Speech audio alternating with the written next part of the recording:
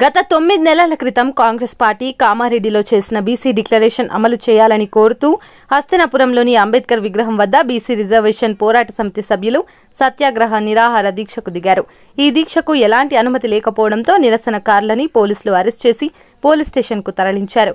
Congress party బీసీలను ఉపయోగించుకొని అధికారంలోకి వచ్చి అధికారం వచ్చిన అనంతరం పట్టించుకోవడం లేదని, బీసీ కులగలను పూర్తి చేసి బీసీ డిక్లరేషన్ ప్రకటించని ఎడల రానున్న రోజుల్లో ఉద్యమం మరింత బలోపేతం చేస్తామన్నారు. బీసీ ప్రజలందరం ఏకమైతే బీసీ ఎమ్మెల్యేలు, మంత్రులను పదవులు పోయే వరకు పోరాడుతామని వారంతా హెచ్చరించారు.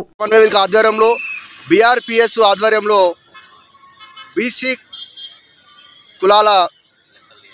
కులగణ గురించి ఈ దీక్ష చేయడం జరుగుతుంది.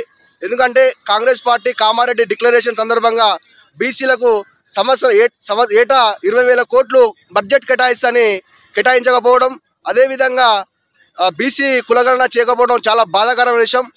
కాంగ్రెస్ పార్టీకి ఏం అన్యాయం చేశారు బీసీలు, కాంగ్రెస్ పార్టీకి ఏం అన్యాయం చేశారని ఈ సందర్భంగా నేను హెచ్చరిస్తూ ఉన్నాను.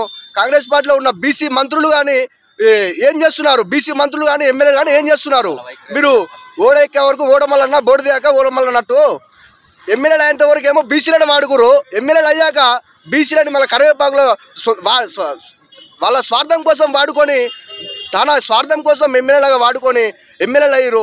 మీరు ఈ క్షణమే ఇమ్మీడియట్లీ బొమ్మ మహేష్ కుమార్ గౌడ్ కానీ, బిర్లా ఐలే కానీ, పొన్నం ప్రభాకర్ కానీ ఇమ్మీడియట్లీ స్పందించి 3 నెలల్లో బీసీ కులగణన సర్వే చేయాలని ఈ సందర్భంగా నేను కాంగ్రెస్ పార్టీకి కానీ, కాంగ్రెస్ పార్టీ పిసిసి అధ్యక్షుడు కానీ, వాళ్ళ ముఖ్యమంత్రి కానీ నేను తీవ్రంగా ఖండిస్తున్నాను, దీన్ని తీవ్రంగా హెచ్చరిస్తున్నాను.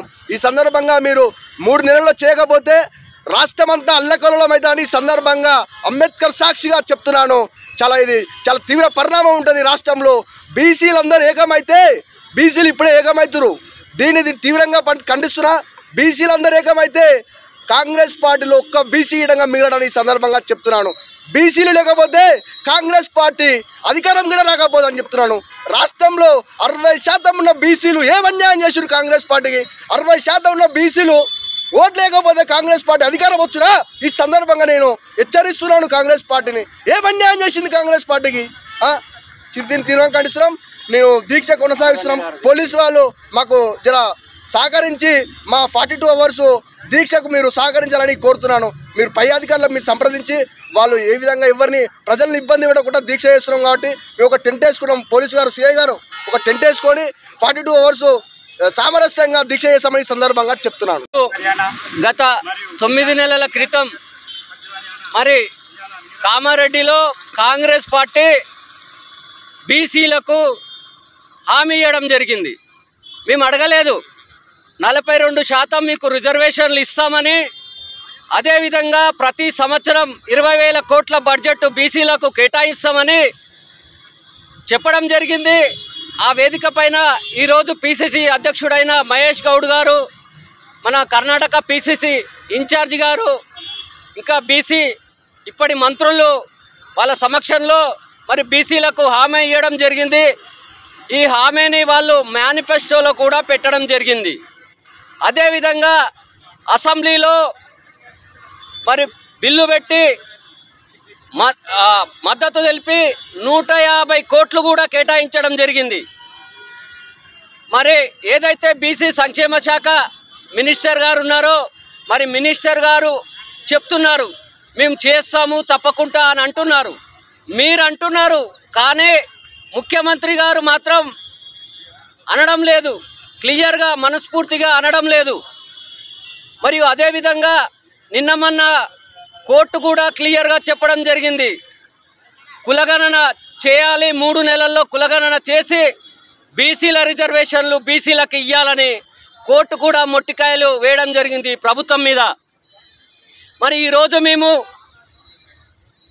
నిన్న మొన్న హోటళ్లలో తాజకృష్ణలో కావచ్చు, బీసీ ఇంటలెక్చువల్ ఆధ్వర్యంలో మరి హోటల్లో కూడా ఒక మీటింగ్ పెట్టుకోవడం జరిగింది. బత్తుల సిద్ధేశ్వరు, సంజయ్ కుమారు వీళ్ళ ముగ్గురు కూడా అమర నిరాహార దీక్ష చేయడం జరిగింది గాంధీ హాస్పిటల్లో. మరి ఆ రోజు ఇట్లా పెద్దలు దీక్ష విరింపజేసి చేయడం జరిగింది. మరి దాన్ని కంటిన్యూగా మేము ఈరోజు ఎల్బీ నగర్ నియోజకవర్గం హస్తినాపురంలో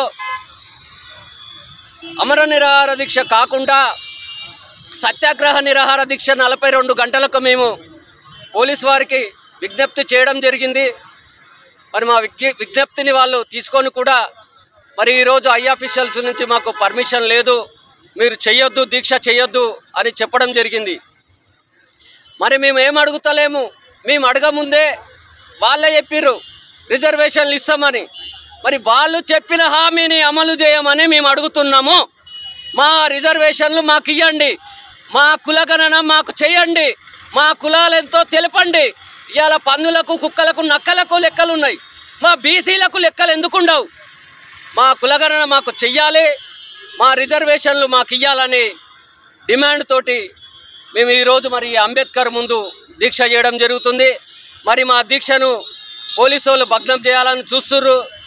చేసినా కానీ ఈ దీక్ష మేము సత్యాగ్రహ దీక్ష, నిరాహార దీక్ష అనుకున్నాం, కానీ ఈ క్షణం నుంచి ఇది అమర నిరాహార దీక్ష. దీక్ష విరమింపజేసేదే లేదు. మేము ఎన్ని రోజులైనా అమరనిరాహార దీక్ష చేస్తామని ఈ వేదిక నుంచి ప్రభుత్వానికి చెప్తున్నాం.